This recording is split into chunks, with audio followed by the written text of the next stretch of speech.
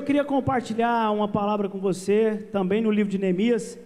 Eu quero te convidar a abrir sua Bíblia comigo, no capítulo de número 6. Capítulo de número 6, vou ler o versículo 1 em diante. Aleluia. Ricardo, glória a Deus, obrigado. Irmãos, falar de Neemias, como já foi dito aqui, já tem esse é o terceiro domingo que nós estamos ministrando sobre o livro de Neemias. E você que participou, você já aprendeu muitas coisas, e nós vamos sempre aprendendo, porque a palavra do Senhor se renova. Mas falar de Neemias, eu estava estudando, avaliando, pedindo ao Senhor direção sobre o que dizer. É falar do homem que encontrou o propósito da sua existência. Neemias entendeu a razão pela qual o Senhor fez ele, e ele abraçou esse propósito com toda a sua força. Ele se dedicou naquilo que ele entendeu que vinha da parte de Deus para a vida dele. Falar de Neemias e da sua história é falar de um homem que amou a Deus acima de todas as coisas e amou o seu próximo como a si mesmo. A propósito de amor, é importante que eu entenda que o amar a Deus, ele se manifesta no meu amor ao meu próximo, porque Deus nós não vemos com os nossos olhos, nós tocamos pela fé, nosso próximo está aí, nós estamos vendo a todo instante. A Bíblia diz que aquele que diz que ama a Deus, obrigado Ricardo, Deus te abençoe. A Bíblia diz que aquele que ama a Deus, mas eu vou puxar isso aqui só um pouquinho, porque eu dou uma andadinha, depois derrubo, né? Fica feio. Está filmando? Vamos evitar, né, Laura? A Bíblia diz que aquele que diz que ama a Deus, mas odeia seu irmão, ele é mentiroso, porque como ele pode dizer que ama a Deus que não vê, mas odiar quem ele está vendo? Então Neemias, ele foi esse homem que amou a Deus e amou o seu próximo. Por amor, ele assumiu a responsabilidade da reconstrução do muro de Jerusalém. E aí, você que esteve aqui nos últimos domingos, você já ouviu quem era Neemias, e você também que lê a palavra, você sabe quem era Neemias. Eu não vou me ater a essas coisas, mas só para a gente nos situar um pouquinho. Neemias, ele vive lá no governo persa, ele é copeiro do rei, e é interessante que a ideia talvez que a gente tenha de ser copeiro do rei, por conta da nossa cultura, e por conta do que a gente entende ser copeiro no nosso tempo, a gente pode achar que a função de Neemias no reinado persa, ela é uma função simplesmente serviçal. Mas não, se a gente estuda a história, entende o que Neemias era, o copeiro do rei tinha que ser uma pessoa de extrema influência com o rei, até porque ele que experimentava as bebidas para evitar qualquer envenenamento contra o rei. Então essa função era para quem detinha confiança do rei, era um homem diligente. O copeiro, ele tinha que ser um homem contextualizado, estudado, culto, até porque sábio, até porque ele não podia ser presa fácil dos inimigos do rei. Imagina um copeiro simplório demais, não simples, simplório, que lhe falta o conhecimento devido. Talvez ele poderia ser enganado e assim causar algo ruim para o reinado que ele servia. Então, copeiro é uma pessoa de alta função num reinado. E é interessante que quando você lê a história, você vai observar que, de fato, Neemias tinha essa sabedoria, tinha essa cultura, esse entendimento. Fato que, quando ele manifesta o que ele quer ao rei, e o rei lhe dá autorização, e o rei diz: peça-me o que você precisa, Neemias sabe exatamente o que pedir e para quem pedir. Então ele sabe de quais as autorizações ele vai precisar, Ele sabe de quais recursos ele vai precisar ao longo da sua caminhada. Se Neemias não soubesse de tudo isso, ou fosse uma pessoa desprovida de conhecimento, ele certamente não estaria nessa função e não teria capacidade de avançar nesse propósito de Deus, que era a reconstrução dos muros de Jerusalém. Bem, mas então a gente já entende que Neemias, ele, devido à sua posição, ele era um homem abençoado, provido da bênção de Deus, vivia num reinado extremamente próspero, por mais que ele e seu povo tinha sido levado cativo desde a Babilônia, e o povo agora, os judeus estão espalhados nas nações ali da terra daquele tempo, ou estão vivendo em Jerusalém na redondeza de maneira precária. E quando Neemias fica sabendo disso, é que ele se entristece, ele chora, jejum e ora, e vai pedir ao Senhor uma direção, e aí é quando nasce em seu coração o desejo. Então eu entendo o seguinte: Neemias, ele é bênção, mas para abençoar o outro, amém? A gente precisa entender que o propósito da bênção de Deus na nossa vida, ele não se resume a nós mesmos. O que Deus te deu, o que Deus me deu, o que Deus compartilhou conosco, seja na esfera espiritual ou na esfera terrena, tem um propósito de Deus. Nem todo mundo consegue enxergar, entender isso a curto prazo. É verdade que no nosso caminhar nós precisamos às vezes de algumas estações para as fichas caírem. Lembra do filho pródigo? Ele precisa gastar tudo, perder tudo, chegar na miséria, para caindo em si, lembrar da casa de seu pai. Então é verdade que às vezes nós precisamos de algumas estações para as fichas caírem, mas o fato é que a bênção de Deus, ela se dá para que eu possa abençoar o outro.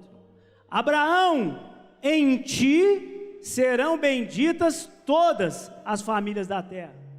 Abraão, ele tem a bênção para abençoar, e assim na história, todos nós vamos ver que eles foram abençoados para abençoar alguém. Deus não nos chamou, irmão, para ser dique. Dique não é aquele que retém água, que fica lá a água segurando. Deus não chamou a gente para ser dique. Deus chamou a gente para ser canal de bênção. Não retenha aquilo que Deus confiou a você.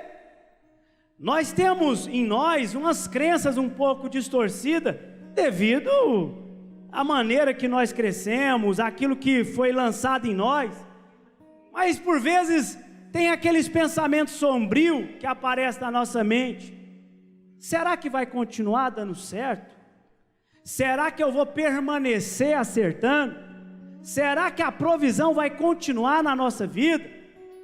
É como o irmão Alan falou aqui, nós precisamos sair da estatura de meninos para de homens, mulheres maduros no Senhor Jesus, para entender que não é apenas receber o milagre, mas agora em Cristo nós temos autoridade e poder para ser operadores de milagre. Mas por vezes nós estamos lá em Mateus 6, ansiosos com o dia de amanhã, preocupados se vai dar certo, preocupados se vai continuar dando certo. E aí por vezes a gente retém, por vezes a gente poupa. É claro que poupar recursos, isso aí está na sua administração pessoal, você sabe como administrar aquilo que o senhor tem confiado. Mas sabe que existe uma mentalidade errada do reter, do poupar. Se você for para a palavra do Senhor, você vai ver que quando Deus mandou o maná para Israel, no meio do deserto, eles queriam poupar, Ju, com medo de Deus esquecer do dia de amanhã. Deixa eu guardar o maná aqui, porque amanhã Deus pode estar ocupado demais, é muita gente pedindo, vai que ele esquece, então já tem um manazinho guardado de amanhã. E o que acontecia? No dia seguinte o maná estava podre. Irmão, não retenha aquilo que Deus tem confiado a você. O que Deus confiou para você é com o propósito de abençoar outros, de alcançar outras pessoas.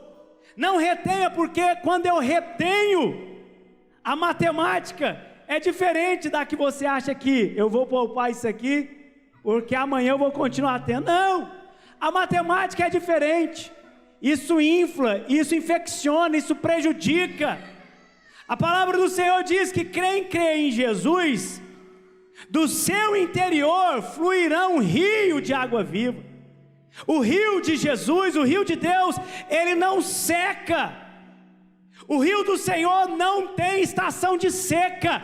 Até na estação seca, esse rio continua fluindo.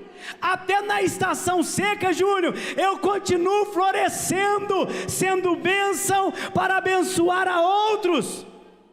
Sabe por quê? Porque Deus quer que a gente multiplique aquilo que Ele deu a nós. Imagina se aquele garotinho lá do 5 pães e 2 peixinhos, ele retivesse aquele alimento. Aquela multidão ia passar fome e necessidade. Talvez não, porque Jesus estava ali. De outra parte viria o socorro. Mas aquele garotinho, ele semeou para os discípulos o que ele tinha em suas mãos. Havia uma multidão, diz a palavra, que era mais de 5.000 homens, fora crianças e mulheres. Naquele dia, irmão doutor Fleury, todos alimentaram fartamente, e ainda sobraram alguns cestos cheios de pães e peixes. Aquele garotinho voltou cheio da provisão do Senhor. Ele entendeu, aquilo que Deus deu para mim, eu preciso repartir, que ao repartir eu não estou dividindo, eu estou multiplicando a bênção do Senhor. Você pode dar um glória a Deus para isso, irmão? Aleluia! Nós precisamos entender que é necessário partilhar. Irmãos, Neemias, ele tem outra característica que faz toda a diferença na vida dele e certamente faz na nossa quando a gente também porta assim. Neemias, ele se interessava pelo que Deus se interessava. Não que Deus estava interessado, irmãos, naquela muralha, nos muros, nas pedras. Até porque um Deus, Alan, que criou céus, terra, mar, animais em 6 dias, se literais ou não, de verdade, não me interessa saber, creio na Bíblia. Mas o Deus que criou tudo isso com a sua palavra, disse Deus haja, e o que aconteceu? Houve. Um Deus que com sua palavra criou tudo isso que você vê hoje, Ele poderia levantar aquelas muralhas em 1 segundo? E disse Deus, levante as muralhas de Jerusalém, ficam todas no seu lugar. Levantaria, sim ou não? É claro, Deus é poderoso. Um Deus que tem poder para levantar o enfermo e lhe dar saúde. Um Deus que tem poder para curar cego, paralítico. Um Deus que devolve a vida ao morto. Para esse Deus nada é impossível. Deus tem poder e teria poder para resolver aquela situação. Mas não era isso que era a preocupação de Deus. Preocupação de Deus, o que interessava a Deus era devolver para os seus filhos a dignidade. Os seus filhos estavam vivendo sem dignidade lá em Jerusalém. Estavam padecendo. Se você ler a história, você vai ver que eles estão envergonhados, humilhados, passando necessidades, desprotegidos. E é isso que interessava a Deus, mudar esse quadro. Ou sinceramente você acha que Deus tem prazer nas mazelas da minha vida e da sua vida? Você acha que Deus se alegra com as nossas dores, as nossas angústias que por vezes nós passamos? A Bíblia diz que os homens, sendo maus, sabem dar boas coisas aos seus filhos, quanto mais o Deus, o seu Pai que está no céu, também darão coisas boas àqueles que lhe pedirem. O propósito de Deus, a bondade de Deus, a vontade de Deus é perfeita, não tem falha. Deus não se alegra com essas questões que abate a terra, que abate a vida dos humanos. É claro que não. É por essa razão que Ele envia Cristo Jesus, para trazer esperança, para que um dia, e esse dia, Maranata, ora vem Senhor Jesus, Ele está próximo. Não haverá mais choro, não haverá mais tristeza, não haverá mais pandemia, não haverá mais coisas mazelas deste mundo, porque aquilo que Ele preparou para os seus, olho não viu, ouvido não ouviu, pensamento não conseguiu imaginar, aquilo que Deus preparou para aqueles que lhe amam. Ajuda aí, irmão, porque esse aleluia, dá um aleluia direito, porque tem um céu de glória preparado para os santos, para os fiéis. Mas o fato é que Neemias se interessou por aquele povo também. Quando Neemias ouve falar, ele pergunta: como estão meus irmãos que vivem lá em Jerusalém? Está em péssima condição. Neemias entristeceu, ele chorou. Sabe, irmão, nós precisamos interessar pelo aquilo que Deus se interessa. A propósito disso, você já perguntou para Deus: Deus, eu estou fazendo e vivendo aquilo que é interesse seu? Deus, o que eu gosto, o Senhor também gosta? Porque quando nós estamos alinhados com a agenda de Deus, com o interesse de Deus, nada poderá impedir o propósito de Deus.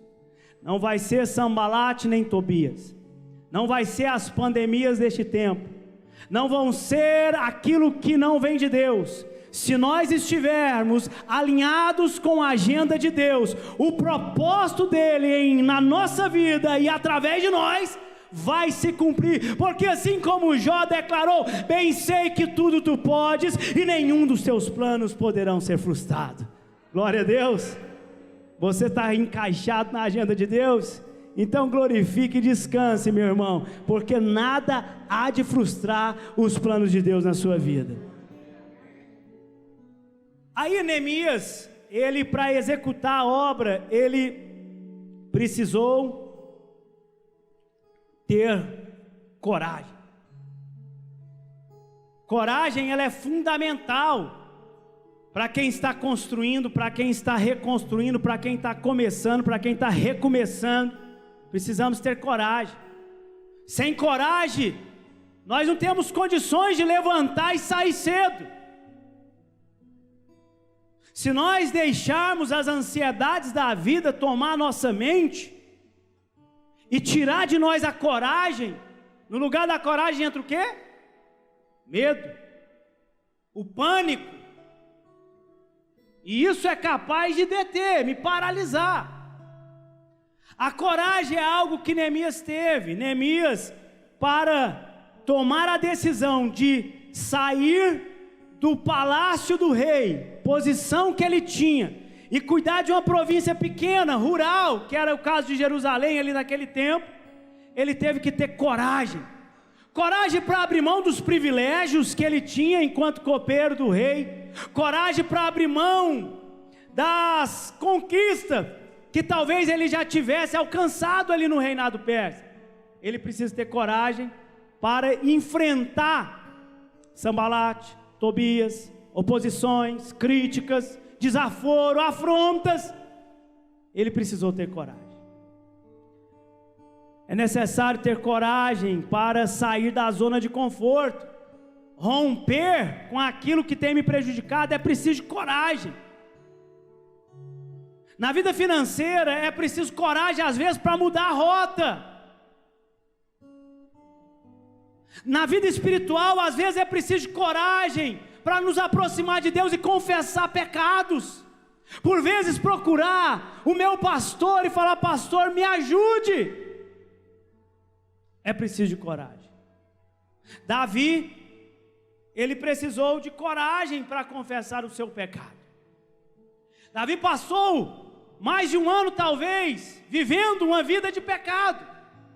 escondendo de Deus, mas ele precisou ter coragem para se aproximar de Deus, se aproximar de Natã e falar: eu pequei, eu falhei. Precisamos ter coragem para nos libertar das mazelas. Hebreus capítulo 12, versículo 1 em diante diz: e agora que estamos rodeados de uma tão grande nuvem de testemunha, livremo-nos de tudo que nos atrapalha e do pecado que nos envolve, para que eu livre de tudo que me atrapalha, que por vezes não é pecado, mas tem me atrapalhado, e também do pecado que por vezes me envolve. Eu preciso ter coragem e correr com ousadia, com intrepidez, a corrida que Ele me propôs, tendo os olhos fixos nele, em Jesus Cristo, o autor e consumador da nossa fé. Precisamos de coragem. Apóstolo Paulo vai dizer para Timóteo que Deus não nos deu um espírito de medo, mas nos deu um espírito de coragem, moderação e amor. A mulher que tinha o fluxo de sangue, ela precisou de coragem para se levantar, talvez as últimas energias que ela tinha, enfrentar a multidão, enfrentar a lei que tinha, porque ela estava com fluxo de sangue, ela estava com hemorragia. Então, pela lei de Moisés, ela poderia ser apedrejada. Ela precisa o quê? De coragem. Irmão, se eu quero mudança na minha vida, eu preciso ter coragem para consertar as rotas que é necessário. A coragem é essencial. Um competidor, ele não vai competir se ele não tiver coragem. Mas se ele tiver coragem, ele vai lá e ele vai se posicionar como um corajoso. Mas a coragem não é aquela coragem desprovida de sabedoria, que aí já é imprudência. É a coragem que vem de Deus. É preciso ter coragem para pedir perdão para o meu irmão. Coragem para olhar nos olhos e falar: irmão, eu errei com você e eu quero lhe pedir perdão. É muito mais cômodo ficar no nosso canto, achando desculpa para nós mesmos. Não, mas foi ele que me feriu, deixa ele vir aqui. Aí o Espírito Santo pesa lá no coração, te incomoda, mas aí você começa a achar alguma coisa que vai te beneficiar. É preciso ter coragem para chegar: irmão, eu errei. A propósito, sabe de uma coisa? É muito mais nobre aquele que pede perdão, mesmo não sendo causador da afronta, do que quando ele realmente causou, ele vai lá pedir. Deus não te chamou para ser comum. Deus não te chamou para viver às margens.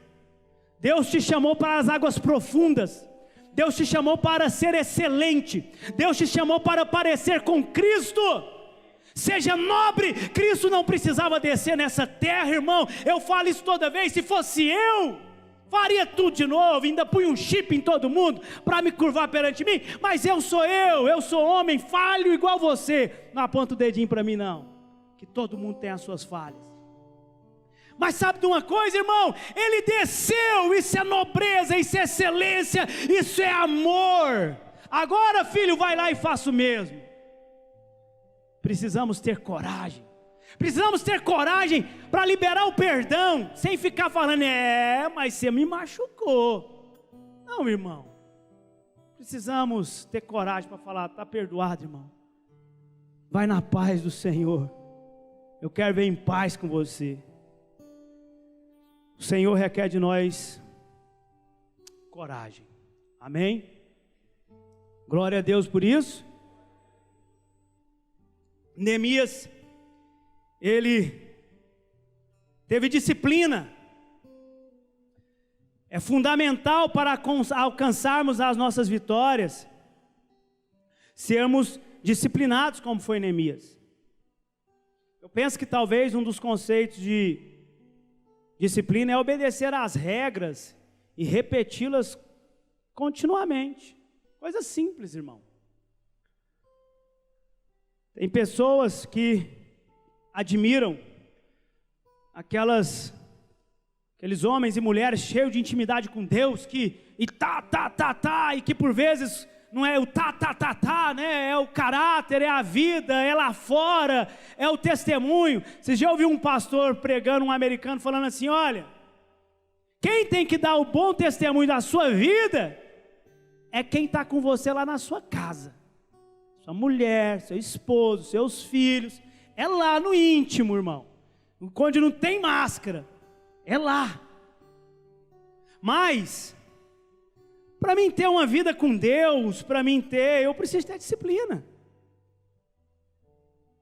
Ler a palavra, meditar nela, todos os dias, eu ter um tempo de oração, o viver o espírito de oração, irmão. Eu não posso confundir, não, eu não tenho um tempo, mas eu estou sempre em espírito de oração, amém por isso. Mas eu preciso ter o meu tempo com Deus, aonde eu entro no secreto, aonde eu consigo me desligar de tudo lá fora. Disciplina. Davi, ele tinha disciplina, ele cuidava das ovelhas do seu pai. Para ele cuidar da ovelha do pai dele, ele tinha que acordar cedo, preparar tudo, ir lá, apartar as ovelhas, apacentar elas, colocar elas no aprisco, dar o alimento delas, todos os dias a mesma coisa. Se nós fizermos uma pesquisa, todo mundo quer ser bem sucedido, todo mundo quer alcançar algo, todo mundo quer ter condições. Mas, irmão, nem todo mundo quer ter a disciplina do dia a dia.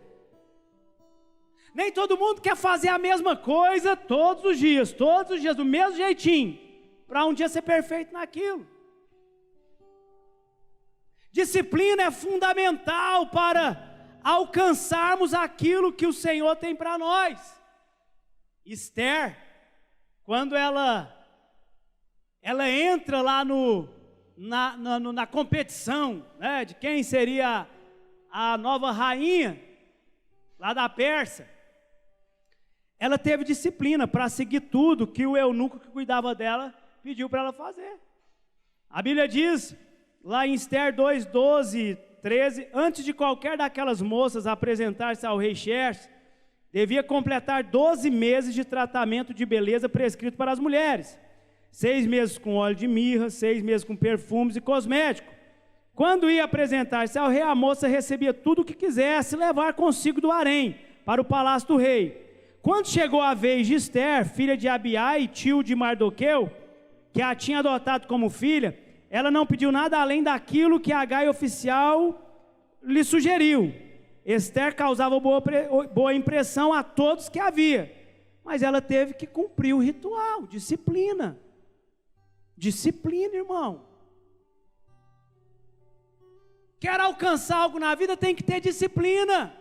Conversa com qualquer homem, mulher bem sucedido na vida, pergunta quanto tempo ele está fazendo a mesma coisa. Ele não começou ontem no negócio dele. Tem 10, tem 20, tem 30, tem 40, está na segunda geração. É o quê? Disciplina. Pergunta para quem está vendo algo poderoso acontecer e está cheio de Deus, como que é a disciplina dele? Está em oração, está em jejum, está lendo a palavra, está buscando, está permitindo Deus transformar a vida dele. Isso é o quê? Disciplina. Neemias teve disciplina, foram 52 dias fazendo a mesma coisa. No caminho da disciplina, irmão, milagre acontece. Pode até parecer assim, não, mas está repetindo, é a mesma coisa. Parece que eu já vi essa cena, é a mesma coisa. Mas é o seguinte, no braço humano era capaz de Neemias construir em 52 dias o muro? Não, mas a disciplina dele, ele viu o milagre acontecer. E no final de 52 dias, o muro estava reerguido. Sabe o que eu quero dizer para você essa noite? Que com disciplina, Deus há de fazer milagres na sua vida. Acorda cedo, faz o que você tem que fazer, cumpre todo o protocolo que é necessário, que a provisão do Senhor virá sobre a sua vida. Amém? Por isso, Neemias ele perseverou. Neemias ele precisou perseverar para reconstruir o muro. Ele tinha resistência, irmão, de tudo quanto é lado. Sanbalate, Tobias era todo instante tentando acabar com o projeto que Neemias estava proposto em fazer, a todo instante. Mas ele precisou ter perseverança. A Bíblia diz em Jó 22, 28, determinando tu algum negócio, ser-te-á firme, e a luz brilhará em teus caminhos. Precisamos ter perseverança, irmão. A Bíblia está recheada de versículos que diz a respeito da perseverança. Aquele que perseverar até o fim. É necessário, irmão, perseverar. A batalha, os embates, as oposições, aqueles que querem tentar resistir ao propósito da nossa vida, são muitos, é verdade. Mas quem persevera, irmão, quem continua perseverando, alcança o propósito de Deus. Josué, ele precisou perseverar durante 7 dias, para que as muralhas de Jericó caíssem. Será que se Josué rodeasse as muralhas 3, 4 vezes, ela teria caído? Não, porque a ordem do Senhor foi 7 vezes. E você sabe, irmão, que a sua intimidade com Deus, você tem, mas você tem que ousar no Senhor. Leia a história desses homens, ouse no Senhor, faça loucuras entre você e seu Deus. Eu não preciso ficar sabendo, mas faça coisas para chamar a atenção do seu Deus. Acredite que Deus é poderoso para fazer coisas poderosas. Porque o que Josué estava fazendo era coisa de doido. Aonde já se viu que uma muralha da largura que era de Jericó vai cair com pessoas rodeando ela 7 vezes e depois gritando: "Uau!" Glória a Deus, Pedro. Cai, irmão. Chega lá no muro da sua casa e dá umas 7 voltas e começa a gritar. Vai cair, irmão? Não vai. Mas só tem um negócio, irmão. Se você se dobrar de joelho na presença do Senhor, que seja 1 dia, 2 dias, 7 dias, não sei quantos vão ser necessários, e clamar ao Deus do céu, as muralhas hão de cair, as resistências cairão ao chão, as cadeias cairão ao chão, e Deus abrirá o caminho para você passar, porque o mesmo Deus que fez em Josué, Ele faz hoje no meio dos seus. Você pode glorificar a Deus por isso? Irmão, é necessário. Sabe, irmão, sobre perseverança, tem um texto na Bíblia que eu gosto muito. Eliseu estava já no final da sua vida, e ele estava findando, e o rei Jeoás procurou ele. E o rei Jeoás então procura o profeta Eliseu e diz assim, querendo conversar com ele, porque existia uma resistência sobre o governo dele, e Eliseu lhe disse: toma um arco e flechas. E tomou um arco e flechas. Então disse ao rei de Israel: põe a tua mão sobre o arco. E pôs sobre ele a sua mão. E Eliseu pôs as suas mãos sobre as mãos do rei e disse: abre a janela para o oriente. E ele abriu. Então disse Eliseu: atira. E atirou e disse: a flecha do livramento do Senhor é a flecha do livramento contra os sírios, porque ferirás os sírios em Afeca até os consumir. E disse mais: toma as flechas. E ele a tomou. Então disse ao rei de Israel: fere a terra. E feriu por 3 vezes e cessou. Então o homem de Deus se indignou muito contra ele e disse: 5 ou 6 vezes a deverias ter ferido, então feririas os sírios até os consumir, porém agora só 3 vezes ferirá os sírios. Faltou perseverança para esse rei, irmão. A bênção do Senhor, ela está para chegar, e eu desisto. O Senhor me chamou para ser cheio de entusiasmo, vida. Deus me chamou para ser operador de milagres, não pedinte na porta dele. independente da situação que eu esteja passando, independente da escassez que esteja me sobrevindo, em Cristo Jesus eu ainda sou um canal de bênção, porque do interior daqueles que nele crê, o rio de água viva fluirá. E se você entendeu, eu quero que você glorifique a Deus, irmão, porque não é a situação que você vive hoje que te define, mas é a posição que você tem diante do reino de Deus. Persevere, irmão, clame ao Senhor com intensidade, grite se for necessário, chore se for necessário, mas quando Deus te convocar, seja perseverante até consumir todos os teus inimigos. Aquele rei, ele falhou, e ele limitou a vitória sobre os sírios por 3 vezes, mas Deus as daria mais se ele havia se perseverado. E por fim,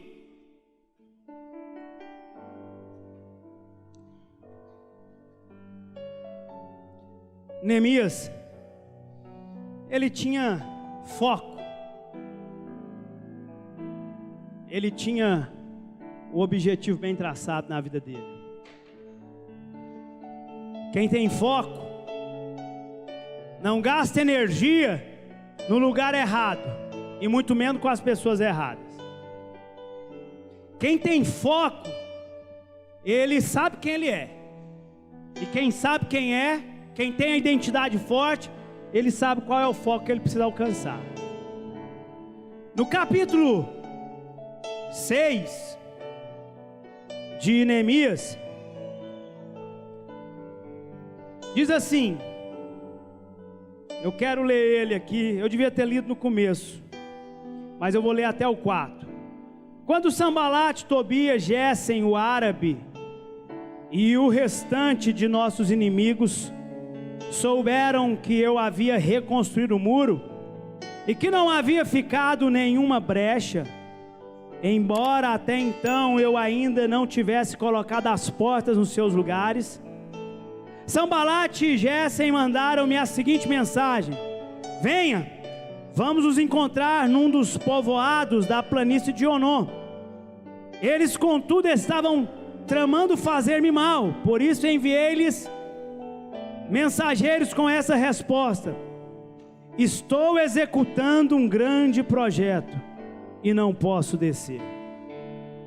Repita para os seus inimigos, irmão: estou executando um grande projeto, por isso eu não posso descer. Estou executando um propósito de Deus na minha vida, não vou gastar meu tempo dando respostinha. Estou executando um grande propósito de Deus na minha vida, vou permanecer na posição que o Senhor me colocou. Estou executando uma grande obra do Senhor, não vou dar ouvido para as oposições e para as resistências que estão tentando me impedir. Neemias, ele faz isso, irmão, porque ele sabe quem ele é, e o foco dele é reconstruir aqueles muros, e ele não vai parar. Mas se Neemias tivesse dúvida de quem ele era, ou do propósito, do foco que ele precisava alcançar, ele ia dar uma resposta nele. Ele ia chamar o servo dele: ei, acessa minha conta lá do Instagram, deixa eu dar uma resposta para esse povo aqui, deixa eu escrever um textão aqui para eles, pega lá, entra lá no grupo de WhatsApp agora, vou mostrar aqui para esse povo. Irmão, quando você sabe quem você é, quando você sabe o que você está fazendo, irmão, não fica preocupado em dar resposta. Quem justifica o homem é Deus. Quem dá a resposta em meu lugar é Deus. A gente fica preocupado: eu tenho que dar uma satisfação, eu tenho que mostrar. Irmão, para com isso. Fortaleça a sua identidade em Cristo Jesus. Olhe para o seu alvo, para o foco, para o propósito, para aquilo que Deus chamou. Não gasta tempo nem energia com aquilo que não vem de Deus. Continue. Tem hora, irmão, na caminhada que nós temos que fazer igual Paulo: esquecendo-me das coisas que ficaram para trás, eu prossigo para o alvo, a fim de alcançar o prêmio da vocação celestial, irmão. Irmão, deixa para trás, foque, vai para frente, avance. Neemias, a resposta dele foi só essa, e diz na palavra que por 4 vezes eles mandaram a mesma mensagem, por 4 vezes ele respondeu a mesma coisa.